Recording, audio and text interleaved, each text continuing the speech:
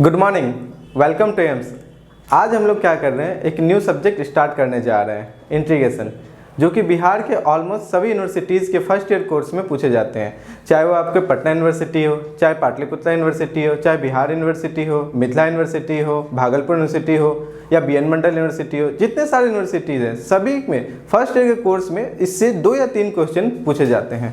तो आइए इस लेक्चर में हम लोग आगे देखते हैं इंटीग्रेशन क्यों ज़रूरी है, कितने सारे इनके रियल वर्ल्ड एप्लीकेशन है, कहाँ ये इंपॉर्टेंस है, कब ये अप्लाई होता है, कब नहीं होता है, कब हम इंटीग्रेशन निकालते हैं, इन सब बातों पे हम लोग आज इस लेक्चर पे जानकारी लेंगे।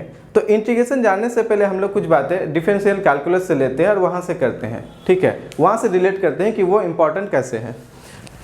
सबसे पहले हम लोग जानते हैं बाय डिफरेंशियल कैलकुलस से अगर हम लोग किसी फंक्शन f(x) का डिफरेंशिएट करते हैं, ठीक है, और ये क्या देता है हमको, अनदर फंक्शन gx देता है। किसके रिस्पेक्ट में कर रहे हैं, x के रिस्पेक्ट में कर रहे हैं, और मेरा क्या आ रहा है, gx आ रहा है। अब मुझे कोई बोल दे या कोई मुझे दे दे गिवन gx मुझे पता हो और मुझसे पूछा जाए कि वह फंक्शन निकालो, वह ओरिजिनल फंक्शन निकालो जिसको क्या है, डिफरेंशिएट करने पे ये gx आया है। यानी कि मुझसे साफ साफ तौर पे वो पूछ रहा है कि ऐसा फंक्शन निकालो जिसको डिफरेंशिएट करने पे क्या है, ये मेरा gx है। जो तरीका है इसको निकालने का, जो मेथड है, जो प्रोसेस है, जिसके थ्रू हम क्या निकालेंगे, उस फंक्शन को निकालेंगे जिसका डिफरेंशिएट क्या है, ये gx है, उसी को हम लोग क्या बोलते हैं, इंटीग्रेशन बोलते हैं। यानी कि इसको देखते हुए आप ये सोच सकते हैं कि आप अगर डिफरेंशिएट किया f(x) को तो gx है, अगर gx को एंटी डेरिवेटिव करते हैं, इनवर्स प्रोसेस करते हैं, तो मेरा क्या वापस f(x) निकल जाएगा। तो इंटीग्रेशन का जो डेफिनेशन का फर्स्ट पॉइंट ऑफ व्यू है, यही कहता है कि integration is the inverse process of differentiation. चलिए इसका हम लोग डेफिनेशन देखते हैं।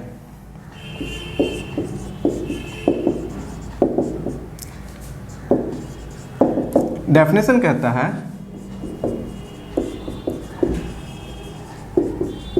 Integration is the inverse process of differentiation, या इसको दूसरी भाषा में भी बोलते हैं, या इंटीग्रेशन का एक और नाम है जिसको बोलते हैं एंटी डेरिवेटिव, क्योंकि डेरिवेटिव करने पे क्या है, मेरा gx है। अब gx को एंटी डेरिवेटिव करेंगे तो वापस मेरा क्या आ जाएगा, f(x) आ जाएगा। और इंटीग्रेशन का एक और नाम हम लोग यहाँ से बोल सकते हैं anti derivative.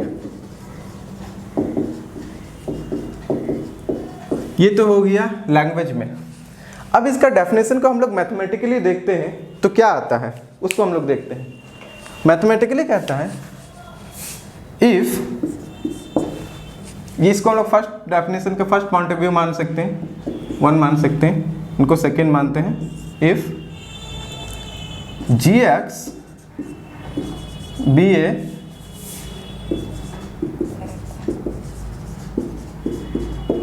Differential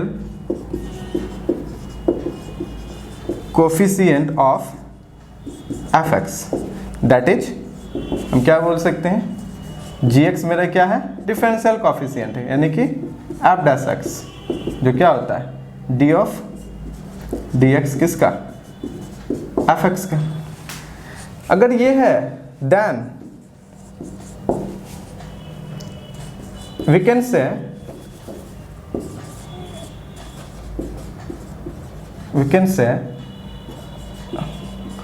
f(x) is the integral of gx। इसको भी बोल सकते हैं डेट इज क्या होगा, f(x) क्या हो रहा है मेरा, इंटीग्रल ऑफ gx, किसके रिस्पेक्ट में, x के रिस्पेक्ट में। अगर हम लोग इसको एक लाइन में कहना चाहें तो क्या बोल सकते हैं, इधर देखते हैं इनको। If gx equal to f'(x), तो ये मेरा इम्प्लाइज कर जाएगा f(x) equal to integration of gx dx, ठीक है। यहाँ पे ध्यान देंगे बच्चों कि इस gx को जो कहते हैं, ये मेरा क्या है यहाँ पे, इंटीग्रांड। इस f(x) को कहते हैं इंटीग्रल। और ये जो पूरा प्रोसेस है, ये जो F X equal to integration of G X D X, ये जो पूरा प्रोसेस है, इसी पूरे प्रोसेस को हम लोग क्या कहते हैं, इंटीग्रेशन कहते हैं। ये जो पूरा प्रोसेस हो रहा है जिसके अकॉर्डिंग हम लोग क्या इंटीग्रांड से इंटीग्रल निकाल रहे हैं, इस पूरे प्रोसेस को हम लोग क्या कहते हैं, इंटीग्रेशन कहते हैं। ठीक है, यहाँ तक क्लियर है? इसका डेफिनेशन सबको समझ में आ गया कि अगर कोई फंक्शन हमको दिया हुआ है g(x) और बोल रहा है कि ऐसा वह फंक्शन निकालना है जिसका डिफरेंशिएट करने पे g(x) आ रहा हो, तो जो मेथड से निकालेंगे उसी को कहते हैं इंटीग्रेशन। वही यहाँ पे दिया हुआ है, g(x) दिया हुआ है और उससे हम लोग क्या निकाल रहे हैं, एक ओरिजिनल फंक्शन निकाल रहे हैं जिसको डिफरेंशिएट किए थे। ठीक है, यानी कि इससे हम लोग ये बोल सकते हैं कि इंटीग्रेशन का जो ये प्रोसेस है ये डिपेंडेंट है डिफरेंशिएशन पे। अगर कोई वैसा फंक्शन हमको मिल रहा है तो हम लोग इंटीग्रेशन निकाल सकते हैं। सपोज करते हैं कि मुझे निकालने दे integration of sine x by x, किसके रिस्पेक्ट में, एक्स के रिस्पेक्ट में। तो क्या होगा, तो इस फंक्शन को देखते हुए मेरे दिमाग में ये चलना चाहिए कि कोई ऐसा फंक्शन मिलना चाहिए, मान लेते हैं कोई ऐसा फंक्शन एच एक्स मुझे मिलना चाहिए जिसको डिफरेंशिएट करने पे मेरा क्या आ जाए, साइन एक्स बाई एक्स आ जाए। लेकिन हम लोग जानते हैं ऐसा कोई भी फंक्शन एच एक्स नहीं मिलेगा जिसको डिफरेंशिएट करने पे साइन एक्स बाई एक्स मेरा आता हो। इसीलिए हम लोग integration of sine x by x जो है इसका इंटीग्रेशन क्या होगा, पॉसिबल नहीं होगा, एलिमेंट्री इंटीग्रेशन पॉसिबल नहीं होगा। अगर हम लोग इसको आगे जब पढ़ेंगे, पावर सीरीज पढ़ेंगे या जब मैक्लॉरेन सीरीज से देखेंगे तो क्या है, अगर हम साइन एक्स को एक्सपेंड करते हैं, डिवाइड करते हैं तो उसका इंटीग्रेशन हो सकता है, लेकिन वो क्या होगा, पावर सीरीज के फॉर्म में होगा। एग्जैक्ट ऐसा कोई एच एक्स फंक्शन नहीं मिलेगा यहाँ पे जिसको हम लोग क्या करेंगे, डिफरेंशिएट करने पे साइन एक्स बाई एक्स हो। तो इसका जो यहाँ पे हम लोग लिखेंगे साइन एक्स बाई एक्स का क्या, elementary integration is not possible.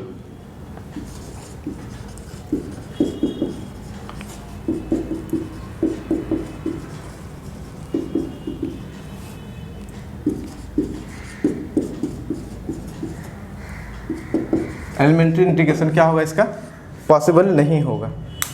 एक और एग्जांपल इसी तरह हम लोग देखते हैं, एग्जांपल इसको मान लेते हैं, एग्जांपल दूसरा देखते हैं, सिमिलर इसी तरह से है, रूट अंडर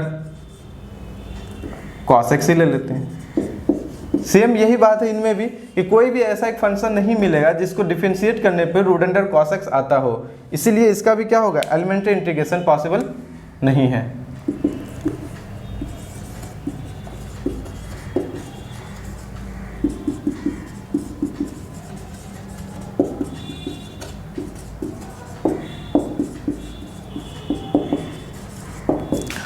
ठीक है बच्चों, ये तो एग्जाम्पल हम लोग ये मान सकते हैं जिसका इंटीग्रेशन क्या होता है, पॉसिबल नहीं होता है। चलिए आगे बढ़ते हैं हम लोग, अब आगे देखेंगे कि इंटीग्रेशन कहाँ कहाँ यूज होता है। ठीक है, तो आपको तो हम पहले बता दिए कि ये इसके बहुत सारे रियल वर्ल्ड एप्लीकेशन हो सकते हैं। जैसे कि मान लेते हैं कि मुझे किसी का एरिया फाइंड करने दे रहा है। ठीक है, अगर मुझे पता है कोई अगर सर्किल दिया हुआ है जिसका क्या है, रेडियस आर है, तो इसका एरिया हम लोग जनरल फॉर्म से क्या लिखते हैं, पाई आर स्क्वायर लिखते हैं।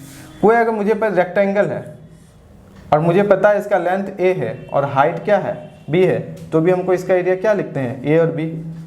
लेकिन कुछ ऐसे भी फंक्शन होते हैं, मान लेते हैं ये कोई ग्राफ है और ये इस तरह से ग्राफ है, ये मेरा f(x), ये है g(x).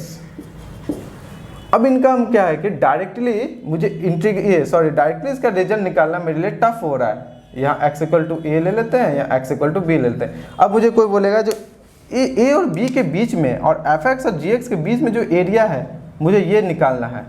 तो इनको अगर हम लोग ऐसे इजी देखें तो ये इजी तौर पर नहीं निकलेगा। यहाँ पे मुझे क्या करता है, इंटीग्रेशन एक बहुत बड़ा रोल निभाता है, इस एरिया को निकालने में ईजी बन जाता है। तो क्या होता है, इंटीग्रेशन लेते हैं a से b और कहाँ, f(x) से g(x). ये हो गया इसका एरिया का फॉर्मूला। इसको हम लोग और आगे पढ़ेंगे, जब हम लोग डेफिनेट इंटीग्रेशन पढ़ेंगे तो समझेंगे जो लोअर लिमिट a क्या है, अपर लिमिट a क्या है, b क्या है, इसको हम लोग कैसे इंटीग्रेट करते हैं। तो ये सब जब आगे हम लोग पढ़ेंगे, चाहे सरफेस इंटीग्रल निकालने में हो या वॉल्यूम इंटीग्रल निकालने में हो या एरियाज अलग अलग तरह के फाइंड करने में हो या रिवोल्यूशन एरिया हो, एरिया बाय कर्व हो, रिडक्शन फार्मूला हो, ये सब हम लोग जब आगे पढ़ेंगे तो आगे चैप्टर्स में हम लोग इस पर क्या करेंगे, डील करेंगे। चलिए ठीक है, अब हम लोग देखते हैं कि इंटीग्रेशन कितने प्रकार का होता है। तो ब्रॉडली ये अगर देखा जाए मोटे तौर पे तो दो प्रकार के होते हैं। There are two types of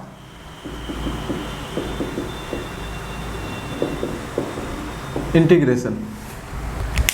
पहला होता है इंडेफिनिट इंटीग्रेशन।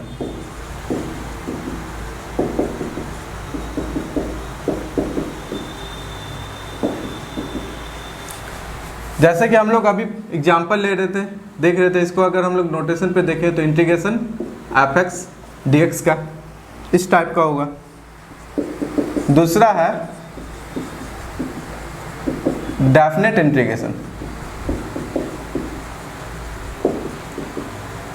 डेफिनेट इंटीग्रेशन का क्या होता है? कुछ नहीं, इंडेफिनिट तो होता ही है, साथ में इसका क्या होता है, एक अपर लिमिट और एक लोअर लिमिट, ये दोनों इसके साथ इंक्लूड रहता है। तो इनके बारे में जब हम लोग डेफिनेट इंटीग्रेशन आगे पढ़ेंगे चैप्टर में, तो यहाँ पे उनके बारे में इसके डिटेल्स से जानकारी लेंगे।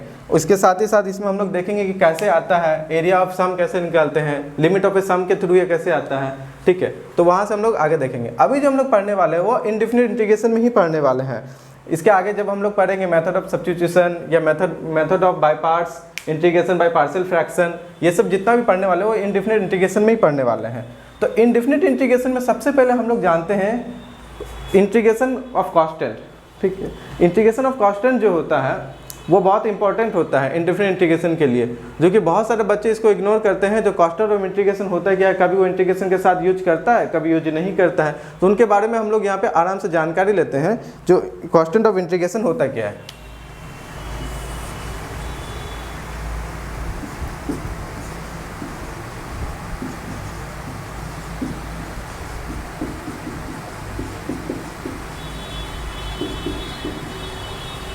ठीक है, constant of integration.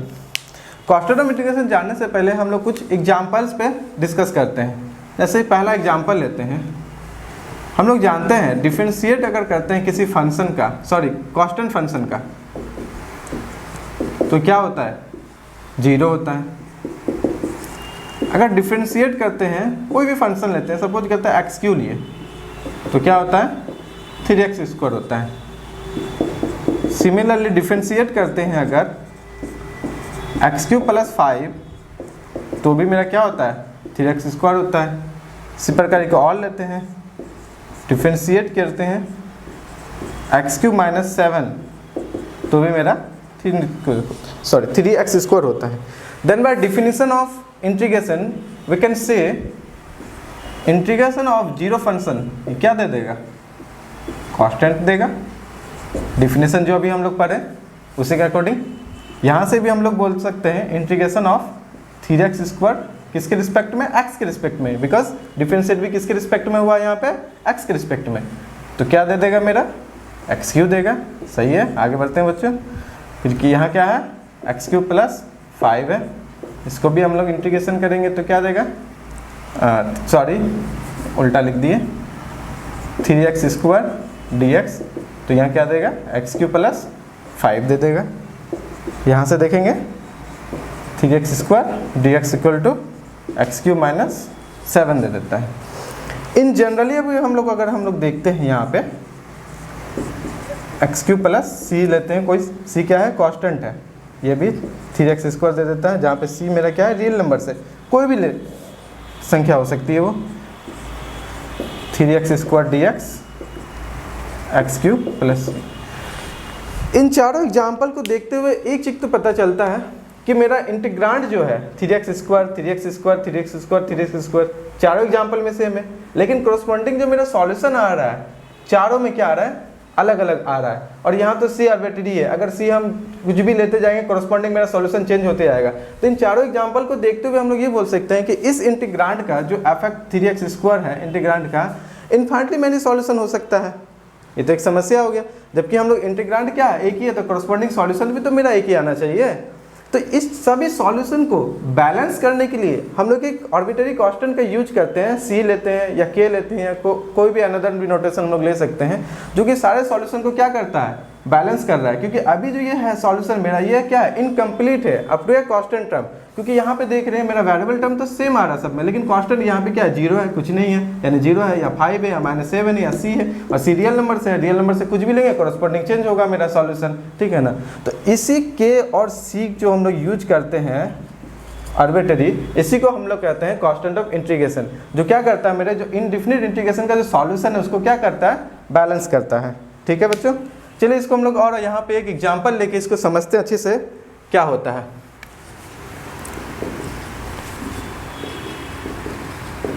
Example, we know that by differential calculus से साइन इनवर्स एक्स का डिफरेंशिएशन क्या होता है, √1 माइनस एक्स स्क्वायर। सिमिलरली हम लोग यहाँ पे अगर हम लोग माइनस कॉस इनवर्स एक्स का देखें तो क्या होता है, सेम होता है। ठीक है, यहाँ हम क्या कर रहे हैं, आर्बिट्रेरी कांस्टेंट या कांस्टेंट ऑफ इंटीग्रेशन अभी यूज नहीं कर रहे हैं और देख रहे हैं इनका रिजल्ट कैसे आता है। ठीक है, तो अगर ये फंक्शन है तो इसके हम लोग बोल सकते हैं बाय डेफिनेशन ऑफ इंटीग्रेशन के, integration of 1 minus X square किसके रिस्पेक्ट में, dx के रिस्पेक्ट में। ये क्या हो जाएगा बच्चों, साइन इनवर्स एक्स हो जाएगा। और अगर हम लोग यहाँ से देखें तो भी मेरा क्या आ रहा है, integration 1 minus X square dx equal to minus cos inverse X. यहाँ पे देखते हैं इंटीग्रांड तो दोनों का सेम है, लेकिन कॉरस्पॉन्डिंग जो वैल्यू है दोनों का सॉल्यूशन जो है वो अलग अलग आ रहा है। तो we know that by inverse trigonometric function sine square x plus sine inverse x plus cos inverse x is equal to π/2 होता है। जबकि यहाँ पे दोनों क्या हो रहा है, अलग अलग आ रहा है, क्योंकि यहाँ से हम वैल्यू निकाल सकते हैं sine inverse x is equal to π/2 minus cos inverse x, और यहाँ क्या आ रहा है, sine inverse x is equal to minus cos inverse x. इसका मतलब कहीं ना कहीं कुछ मिसिंग है, कुछ गड़बड़ आ रहा है, जरूर आ रहा है, क्योंकि यहाँ पे हम लोग एक कांस्टेंट ऑफ इंटीग्रेशन लगाना भूल गए हैं फाइनल रिजल्ट के साथ। अब ये दोनों अगर यहाँ पे हम लोग यूज कर लेते हैं तो यहाँ से भी मेरा क्या आ जाएगा, अब हम मान लेते हैं कि इन दोनों का एक क्या है, सॉरी यहाँ ना होगा, वो तो डिफरेंशिएशन है। ठीक है, अब यहाँ से मान लेते हैं ये दोनों मेरा बराबर है, बराबर है तो C1 C2 का कुछ रिजल्ट आना चाहिए। ठीक है, यहाँ पे हम लोग आगे देखते हैं, इसको हटाते हैं। जब इंटीग्रांड सेम है तो कॉरस्पॉन्डिंग सॉल्यूशन भी तो मेरा सेम होना चाहिए ना, sine inverse x plus C1 is equal to cos inverse x plus C2। ठीक है, यहाँ से हम लोग देख लेते, यहाँ क्या है, माइनस है, sine inverse x plus cos inverse x plus C1 is equal to C2। इसका वैल्यू हम लोग जस्ट कुछ देर पहले देखें, π/2 plus C1 is equal to C2। C2 का वैल्यू क्या आ रहा है, π/2 प्लस C1। ठीक है, और यहाँ पे इनको वैल्यू रख देते हैं, आगे रख देते हैं, तो मेरा क्या रिजल्ट हो जाएगा, sine inverse x plus C1 is equal to minus cos inverse x plus π/2 plus C1। C2 का रिजल्ट का यूज कर दिए, वहाँ से C1 यहाँ कैंसिल आउट हो गया, तो साइन इनवर्स एक्स मेरा क्या हो गया, π/2 माइनस कॉस इनवर्स एक्स। ठीक है, यहाँ से हम लोग देख सकते हैं ये दोनों क्या हो गया, आर्बिट्रेरी कांस्टेंट का यूज किया तो मेरा एक π/2 एक्स्ट्रा आया, जो क्या किया, इन दोनों सॉल्यूशन को क्या कर रहा है, बैलेंस कर रहा है। इसलिए आर्बिट्रेरी कांस्टेंट का यूज करना बहुत ही जरूरी है। चलिए आगे हम लोग देखेंगे, अभी दो थ्योरम देखते हैं, छोटा छोटा सिंपल थ्योरम है जो बेस्ड है इसके डेफिनेशन पे। इनका यूज आगे जितने भी सारे इंटीग्रेशन करेंगे सब में क्या है, ये बहुत इंपॉर्टेंट रोल निभाता है। हर इंटीग्रेशन में छोटे छोटे पार्ट पे इंक्लूड रहता है इनडायरेक्टली, जो कि हम लोग देख नहीं पाते हैं, लेकिन उनका बहुत ज़्यादा यूजेज है और उसको समझते हैं हम लोग आगे। अब हम लोग क्या करने वाले हैं, एक थ्योरम देखने वाले हैं। बेसिकली दो थ्योरम यहाँ पे अभी हम लोग प्रूव करेंगे। तो सबसे पहले एक थ्योरम देखते हैं, बहुत ही सिंपल है, इजी है। थ्योरम फर्स्ट कहता है the integral of A product, the integral of A product of a constant and a function is equal to the product of the constant and integral of the function। That is में इसको समझते कि कहना क्या चाह रहा है, कहना चाह रहा है इंटीग्रेशन ले रहा है, क्या है, प्रोडक्ट ऑफ ए कांस्टेंट, मान लेते हैं आप कांस्टेंट अल्फा है, ठीक है, ऑफ ए फंक्शन ले लिया एफ एक्स डी एक्स, ये किसके बराबर होगा, product of a constant and integration of that function. Basically वो हमको ये बताना चाह रहा है, ठीक है, ये है, तो हम लोग प्रूफ करते हैं। इसका प्रूफ कैसे होगा, प्रूफ लेट, हम लोग यहाँ क्या लेते हैं, capital F X is equal to integration of F X D X, इसको हम लोग मानते हैं, ठीक है, पहला equation. Then by definition of integration से हम लोग बोल सकते हैं, definition of integration we can say D by D X F X is equal to small F X, okay, दूसरा इक्वेशन हो गया। अब यहाँ पे एक टर्निंग पॉइंट आता है, इसको प्रूव करने के लिए हम लोग यहाँ पे क्या करते हैं, डिफरेंशियल कैलकुलस का यूज करते हैं। वी नो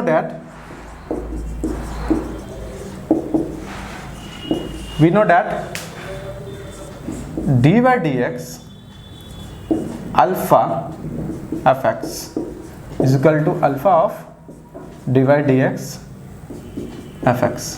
ये कहाँ से ले रहे हैं हम लोग, डिफरेंशियल कैलकुलस में, उसमें ये प्रूव कराया गया है आपको पहले कि डी बाई डी एक्स कोई अल्फा प्रोडक्ट फंक्शन है, उसके क्या होता है, हम क्वेश्चन को बाहर निकाल सकते हैं और डिफरेंशिएट ऑफ एफ एक्स, ठीक है। अब यहाँ से हम लोग देख सकते हैं कुछ, हाँ, ये इस रिजल्ट को हम लोग यूज कर सकते हैं। यहाँ से ये क्या हो गया, एफ एक्स हो गया। अब इनको और इनको देखना है, डिफरेंशिएट कर रहे हैं, ये आ रहा है, इसका मतलब देन बाय डेफिनेशन से हम लोग यहाँ इम्प्लाइज कर सकते हैं, alpha capital F X is equal to integration of alpha small F X D X, ठीक है, ये हो गया। अब फिर यहाँ पे हम लोग कुछ दिख रहा है, हाँ दिख रहा है, पहला इक्वेशन से दिख रहा है, ये क्या होगा, integration of F X D X is equal to integration of alpha F X D X. मेरा क्या हो गया, प्रूफ हो गया, हेंस प्रूफ्ड।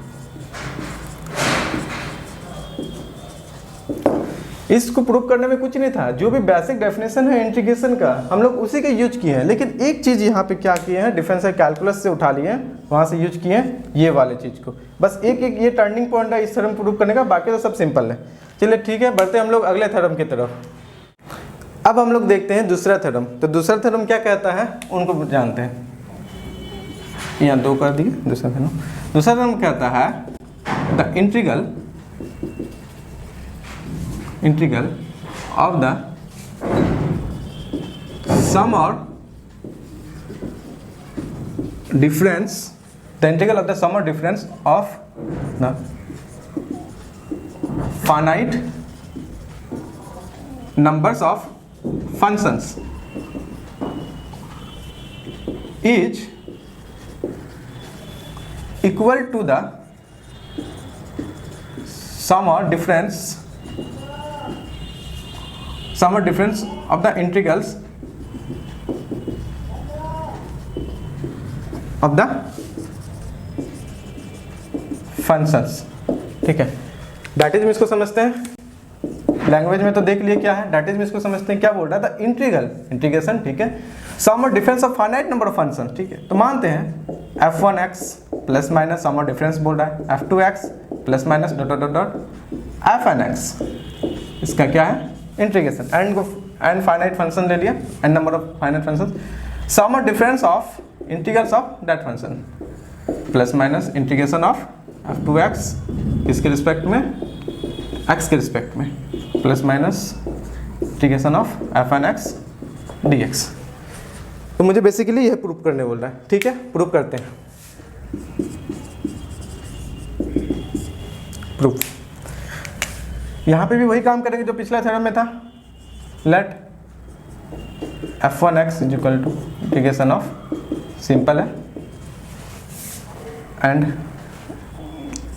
यहाँ पे लिखते हैं f2x dx,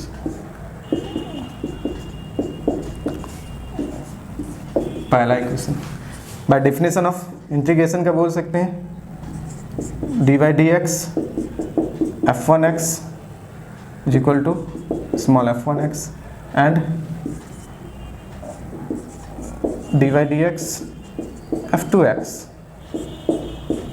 equal to small f2x।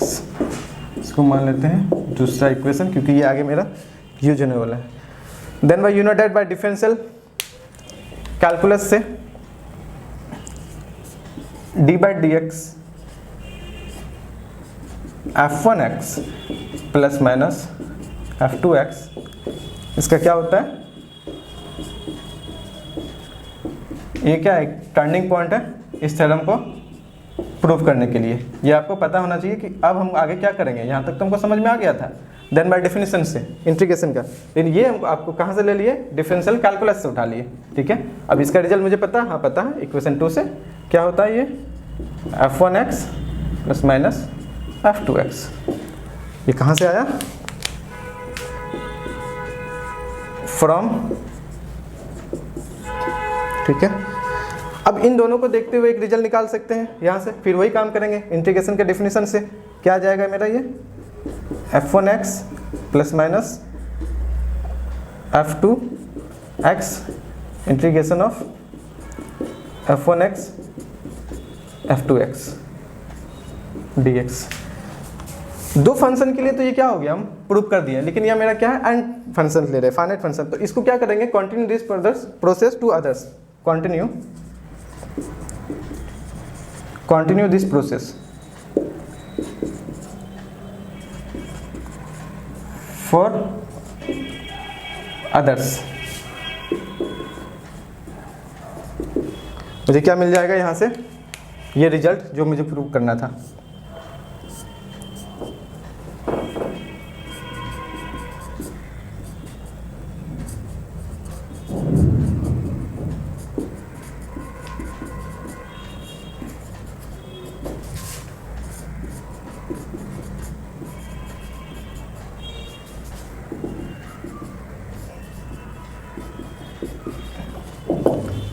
ठीक है बच्चों, प्रूव हो गया मेरा।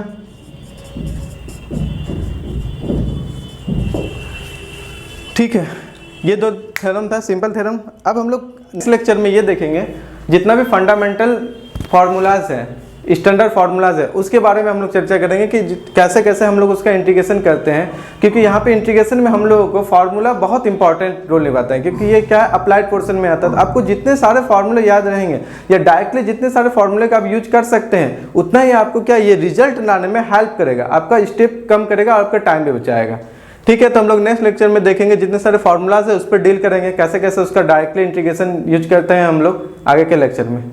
तो इस वीडियो को अगर आपको अच्छा लगा हो तो अपने दोस्तों के साथ शेयर करें, लाइक करें, सब्सक्राइब करें। Thank you for this watching this video.